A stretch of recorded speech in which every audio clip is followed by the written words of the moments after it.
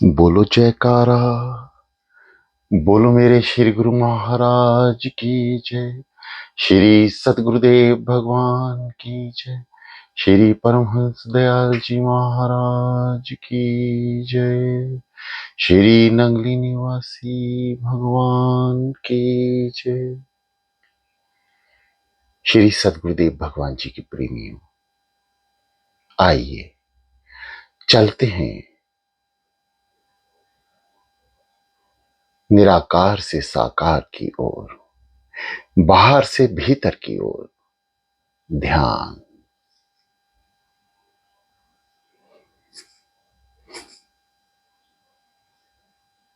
दोनों हाथ ज्ञान मुद्रा में अपनी आसन में आ जाएं।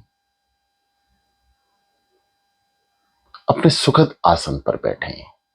दोनों हाथ ज्ञान मुद्रा में, दोनों आंखें कोमलता से बंद, रीढ़ गर्दन सीधी, गहरी लंबी सांस। विधि आपको बताई जा चुकी है। आप विधि के ज्ञाता हैं, केवल दृढ़ निश्चय करना है। दृढ़ता ही ध्यान का बड़ा कारण है। यदि आप दृढ़ निश्चय नहीं करेंगे तो आपका शरीर भी हिलेगा और आपका मन भी इधर उधर डोलेगा, भागेगा, व्यर्थ के कामों में आपको लगा के रखेगा। इसलिए दृढ़ निश्चय करके बैठिए कि आज ए मन, तुझे सद्गुरु दर्शन करने ही हैं। और यह स्वाभाविक है, जब मन मानेगा तो कोई ऐसा कार्य इस दुनिया का नहीं है जो ये जीव नहीं कर सकता। ध्यान में दर्शन की देरी या स्थिरता की देरी या मन के एकाग्रचित होने की देरी से किसी भी तरह से ना घबराएं। जैसे जैसे आप प्रयास करेंगे, ये मन धीरे धीरे मान जाएगा।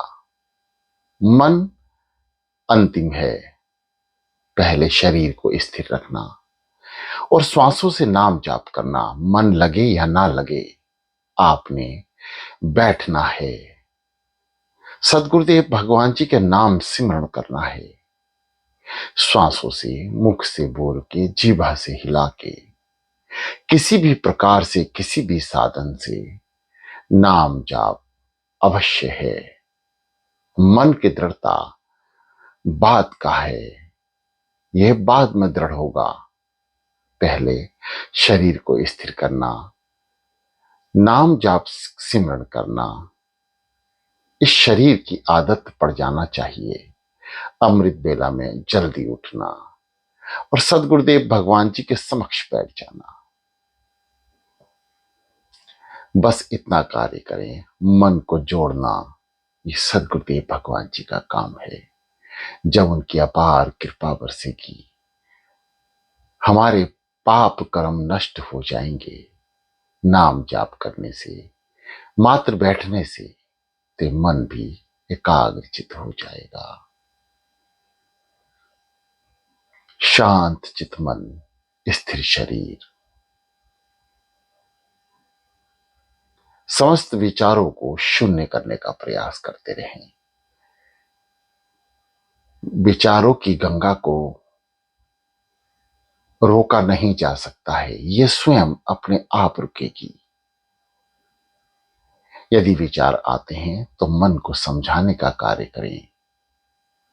ए मन, तो सदगुरुदेव भगवान जी की ध्यान साधना में, सिमरण में है, इसलिए मान जा।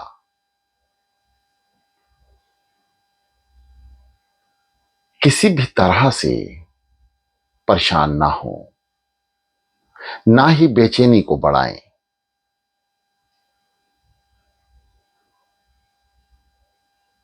कहत कठिन समझत कठिन, साधन कठिन विवेक।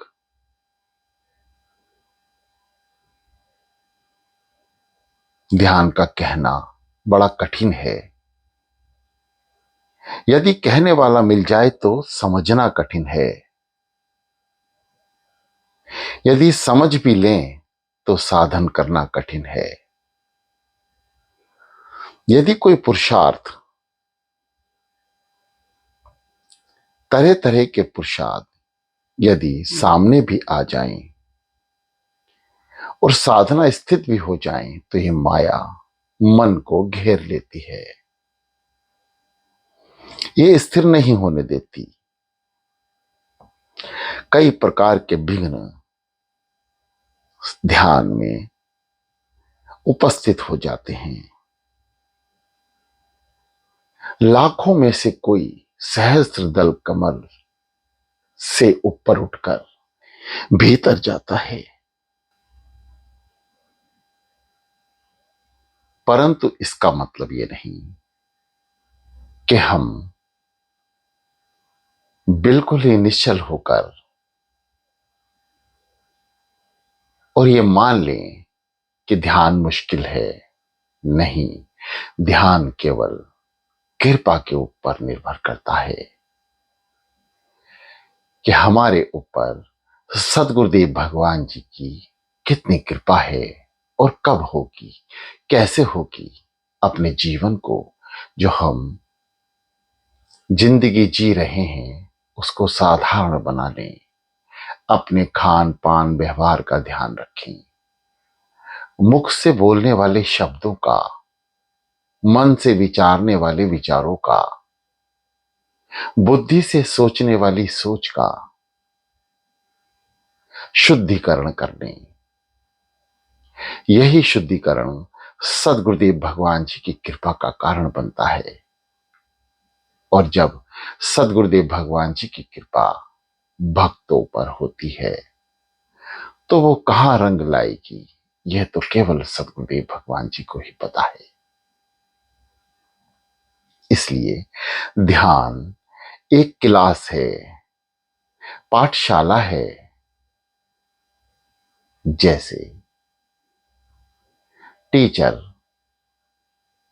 या समय के गुरु समस्त बच्चों को, यानी पूरी क्लास में जितने भी बच्चे होते हैं सबको सबको एक साथ पढ़ाता है, परंतु क्या सारे क्लास में उत्तीर्ण हो जाते हैं, या सारे स्कूल में उत्तीर्ण हो जाते हैं, या सारे शहर में देश में उत्तीर्ण हो जाते हैं? नहीं, कोई एक बिरला ही देश में अति उत्तम नंबर लेकर पास होता है, कोई बिरला ही अपने शहर में अति उत्तम नंबर लेकर पास होता है, और कोई बिरला ही अपने स्कूल में, और कोई बिरला ही अपनी क्लास में।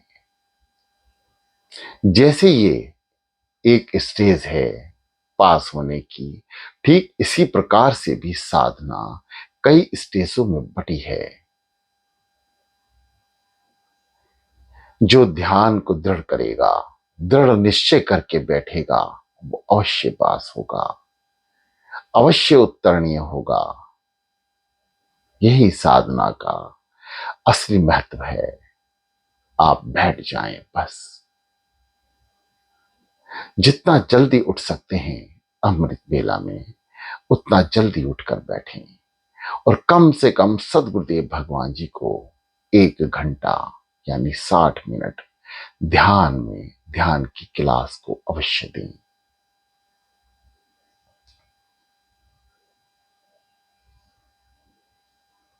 हम मनुष्य जीव 84 का ही बीज हैं, क्योंकि 84 योनियों में ही ये मानव योनि आती है। 84 में सीधी एक अति उत्तम योनि, मानव योनि, जिसमें सदगुरुदेव भगवान जी की परमपिता परमात्मा की कृपा से हम जन्मे हैं। यदि उस पिता का नाम, उसकी याद, उनकी सिमरन, उनके बताए लक्ष्य तक यदि हम नहीं चलेंगे तो हमारे लिए 84 फिर खुली है। ग्रंथों के अनुसार मनुष्य के 7 जन्म होते हैं। ये कौन सा जन्म है हमें नहीं पता, परंतु 7 बार मानव योनि को त्रिलोकीनाथ द्वारा मौका दिया जाता है कि तू अपने घर लौट आ। कई कई योनि में भटक कर मानव योनि मिली है, अब तो मुक्त हो जा। प्रिय साधकों, ये दास श्री सदगुरुदेव भगवान जी की कृपा से आपके समक्ष आपकी सेवा में है।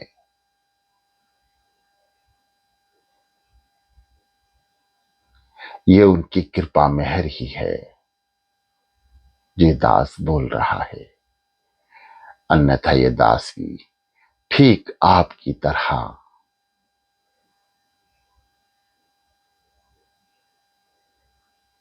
तरह ही अपना जीवन यापन करता है, केवल सदगुरुदेव भगवान जी की कृपा।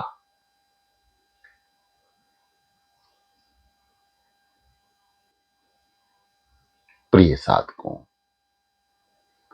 कृपा को हमेशा अपने ऊपर हावी रखें, हमेशा और हर समय कृपा का ही गुणगान करें, सांसों से सिमरन जारी रखें। ओम का उच्चारण तकरीबन 5 से 10 मिनट तक करते रहें। ओ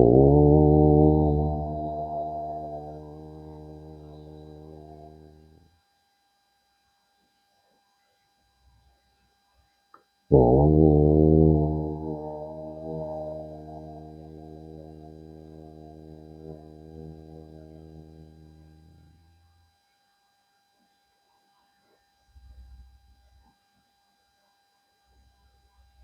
ओ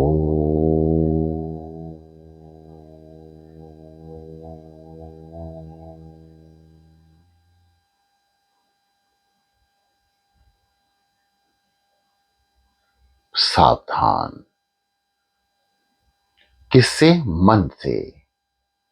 ये मन बार बार आपको लेकर भाग रहा है, इससे सावधान रहें, इसे समझाते रहें। श्वासों पे नाम सिमरण अवश्य रखें और ध्यान रहे कि कान सुने। आप सिमरन कर रहे हैं, कान सुन रहे हैं, तो मन एकाग्रचित अवश्य होगा। ये वाणी, ये नाम मन को एकाग्रचित करने में हमेशा सफल रहा है। बस आपको तो अभ्यास करना है। शांत चित मन, स्थिर शरीर,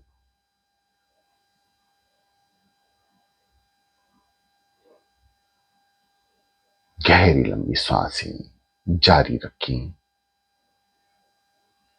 जो साधक गहरी लंबी सांसों तक नहीं पहुंच पाते, वो जैसे श्वास भर रहे हैं वैसे भरते रहें, बस बैठे रहें। हमारा कर्म है बैठना, सदगुरुदेव भगवान जी का कर्म है उस बैठने में, अपने ध्यान में अपने दर्शन देना। बस आप बैठे रहें लंबे समय तक, श्वासों से सिमरन जारी रखें। कुछ देर, 5 से 10 मिनट समस्त ब्रह्मांड की रचना करने वाले ओम महामंत्र का जाप करें और इसके पुनः बाद श्री सदगुरुदेव भगवान जी द्वारा उनके महामंत्र का, जो हमें संत महापुरुषों से प्राप्त है और हमें ज्ञान भी दिया गया है कि इसे जपना है, इस नाम को श्वासों से लेना है। हर एक संत महापुरुषों ने मंत्र देते समय ये बात हमें अच्छी तरह समझाई, परंतु हम मंत्र लेकर भूल जाते हैं। प्रिय साधकों,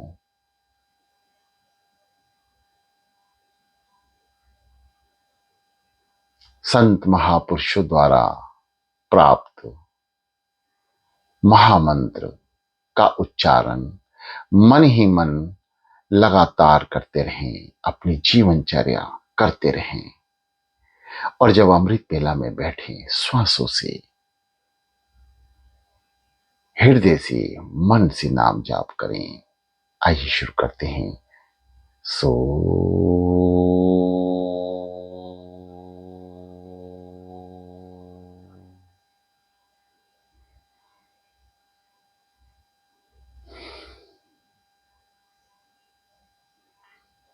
सो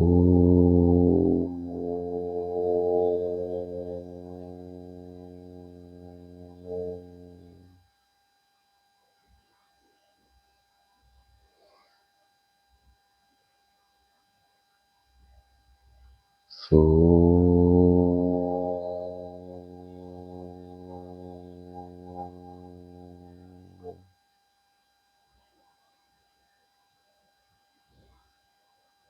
शांत।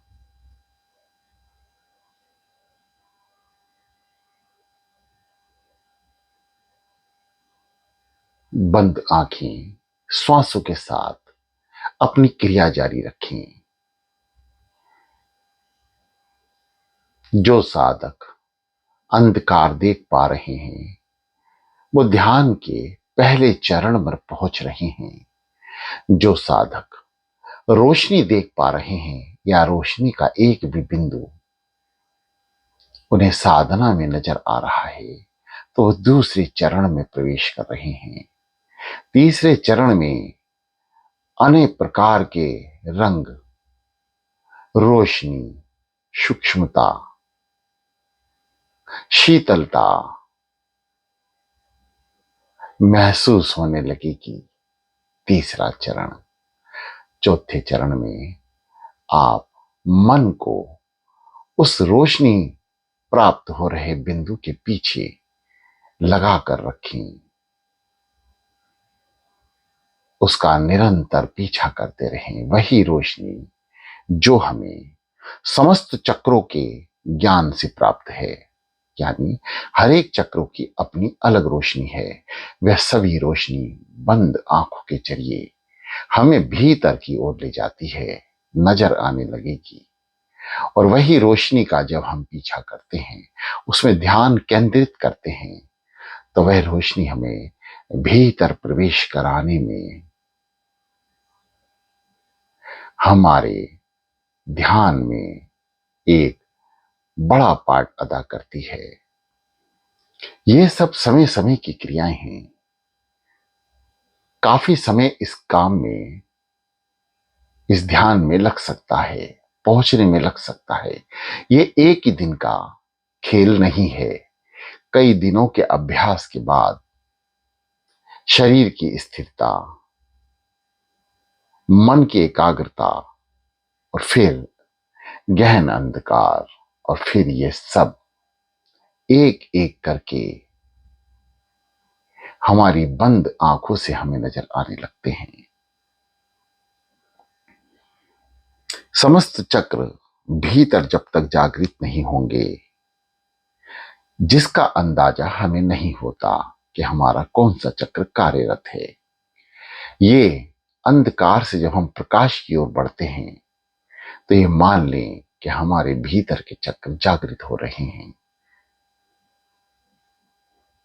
और उन्हीं से प्राप्त रंगों की रोशनी हमें भीतर अंधकार के पुनः बाद नजर आने लगती है। पहले सूक्ष्मता से, फिर गहरे रंगों के साथ।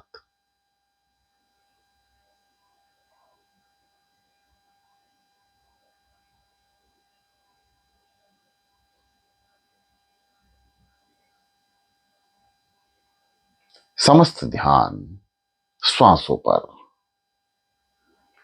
नाभि चक्र पर नाम की शक्ति को रोकें। उसके बाद आज्ञा चक्र पर नाम की शक्ति को रोकें। दो जगह नाम को विश्राम देना है कुछ पलों के लिए।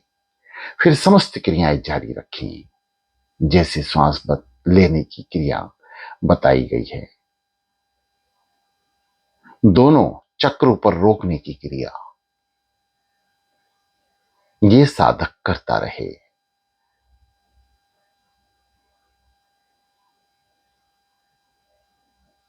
शांत।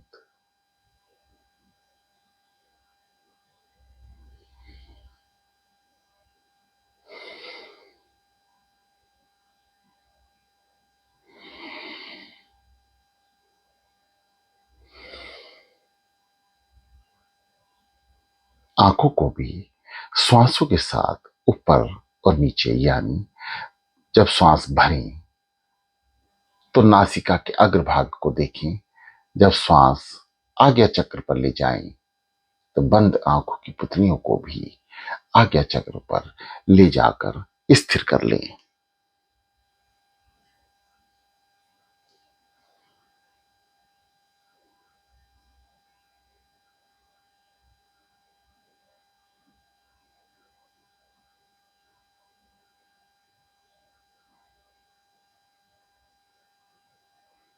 समस्त वेद, उपनिषद, गीता, रामायण, सर्व अवतार जितने भी इस धरती पे हुए, ऋषि मुनि, व्यास, कपिल, पुलहा, पुलस्त, भृंगी जी, अंगिरा जैसे ऋषि और अनेकों संत महात्माओं ने केवल यही ज्ञान दिया है कि प्रभु भीतर ही हैं, जो समक्ष ब्रह्मांड की सच संरचना हमें अपनी खुली आंखों से नजर आती है। यदि उसके दर्शन करने हैं कि सृष्टि को कौन चला रहा है, कौन पत्तों को हरा करता है और कौन पतझड़ में हटा देता है, कौन फलों को पेड़ों पर लादता है और कौन इसमें मिठास भरता है, कौन है जो हमारे हाथ पैर चला रहा है, कौन है जो 84 लाख योनियों को जीवन दे रहा है,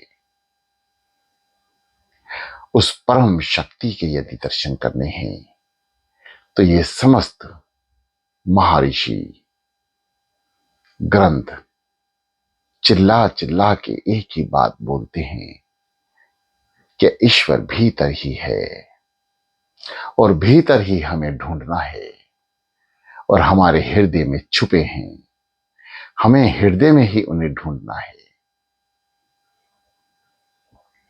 परंतु हम अपने इष्ट देव भगवान को ढूंढ कर रहे हैं बाहर।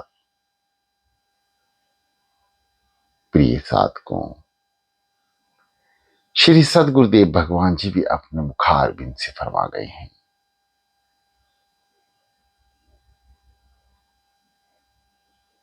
कि वह अपने दासों के भीतर बैठकर समस्त कार्य लेते हैं, समस्त सेवाएं प्रदान करते हैं। कर तो वो स्वयं ही रहे हैं, हम बच्चों का तो केवल नाम ही करते हैं। समस्त कार्य उन्हीं के हैं, हमें तो केवल नाम दे देते हैं और हम उनसे प्रार्थना करते हैं, हे दयालु, हे परमपिता, हे मेरे सदगुरुदेव भगवान जी, करने वाले आप, कराने वाले आप, बोलने वाले भी आप, बुलवाने वाले भी आप, सुनने वाले भी आप, सुनवाने वाले भी आप, देखने वाले भी आप, दिखवाने वाले भी आप, सोचने वाले भी आप, सुझाने वाले भी आप, सूंघने वाले भी आप, सुंघाने वाले भी आप। समस्त इंद्रियां आप शरण में हैं। समस्त इंद्रियों को हे सदगुरुदेव भगवान जी आप अपने अधीन कर लीजिए।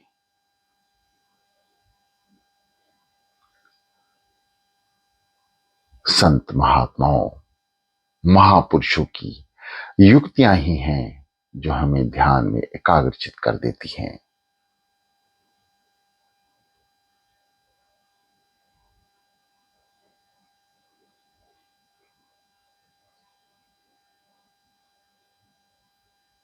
सावधान।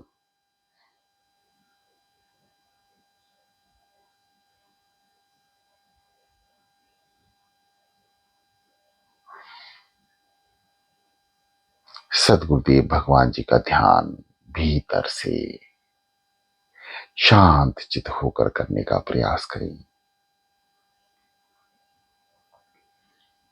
बहुत सारी क्रियाएं, बहुत सारी युक्तियां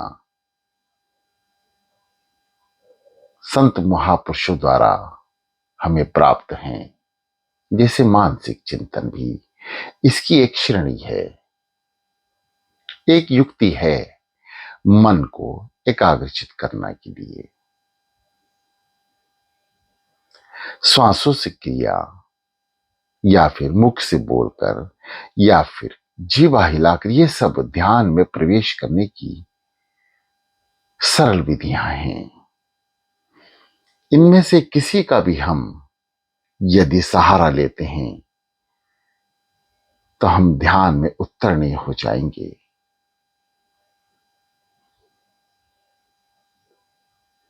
सदगुरुदेव भगवान जी की अपार कृपा को प्राप्त हो जाएंगे।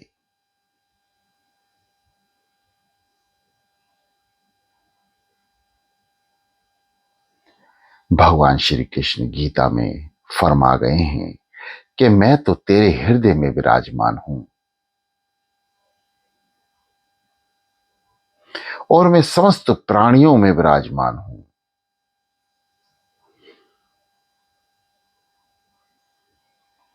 समस्त लोकों की संरचना मैं ही कर रहा हूं। तू तो केवल मेरा ध्यान कर, प्रयास करके मैं तुझे हृदय में दिख जाऊं।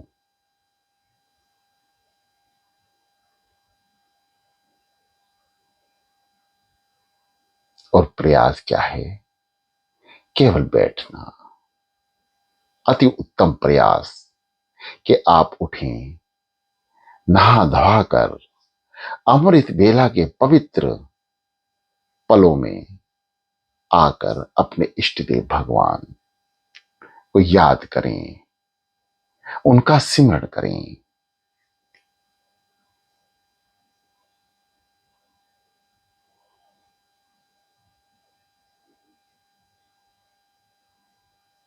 गहरी लंबी सांसें।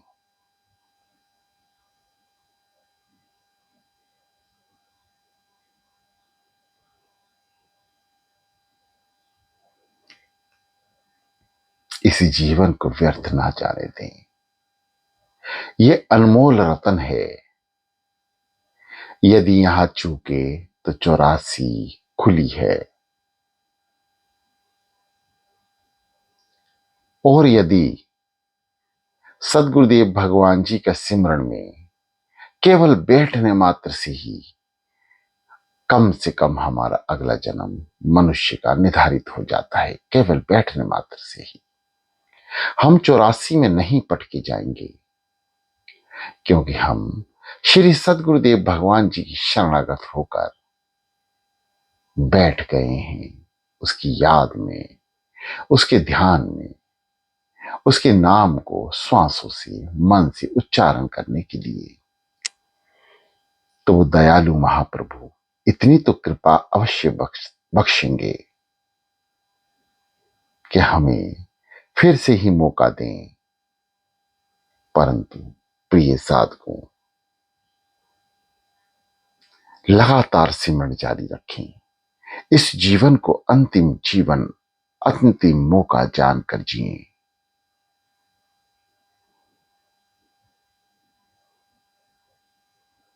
आंख बंद कर कर जब हम बैठे हैं तो मानसिक चिंतन में दर्शन करने का प्रयास करें।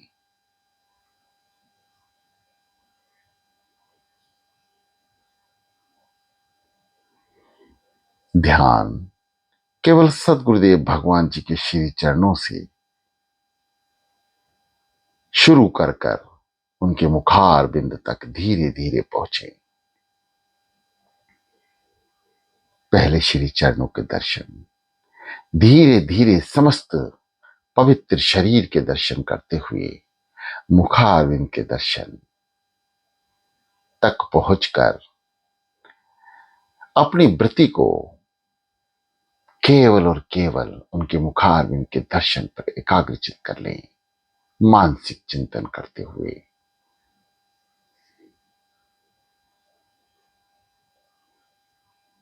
ध्यान केवल अपने इष्ट देव भगवान का और किसी का भी नहीं।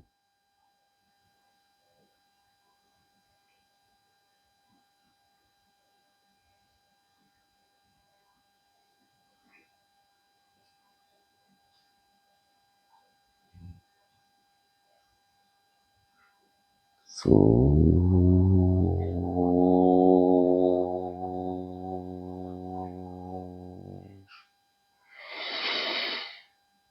हम प्रिय साधकों, ये दास श्री सतगुरुदेव भगवान जी की कृपा से ही आपके समक्ष है और सतगुरुदेव भगवान जी की आज्ञा अनुसार 30 मिनट आपकी सेवा और उसके पुनः बाद आपकी स्थिरता, ध्यान में लीनता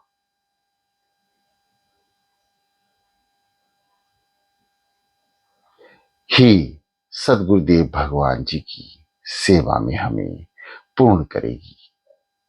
आप भी सेवा जानकर नाम जाप करें, क्योंकि नाम जो मिला है वह एक इस जीवन में पार लगने के लिए एक सहारा दिया है। एक हमारे ऊपर कर्ज है सदगुरुदेव भगवान जी का, जो नाम जाप कर कर उतारना है। उनकी कृपा पानी है, उनकी दया दृष्टि पानी है। शांत चित्त मन हो करके लगातार प्रयास करें, स्थिरता लाएं, मानसिक चिंतन करें, किसी भी विधि से सतगुरुदेव भगवान जी का ध्यान करें। दास की वाणी बंद होते ही आप शांत चित्त मन होकर बैठे रहें, श्वासों से नाम जपते रहें, मुख से, जीवा से, मानसिक चिंतन से, और समस्त विधियां अपनाएं, परंतु स्थिरता से बैठें, शरीर को हिलने ना दें। शांत। सो सो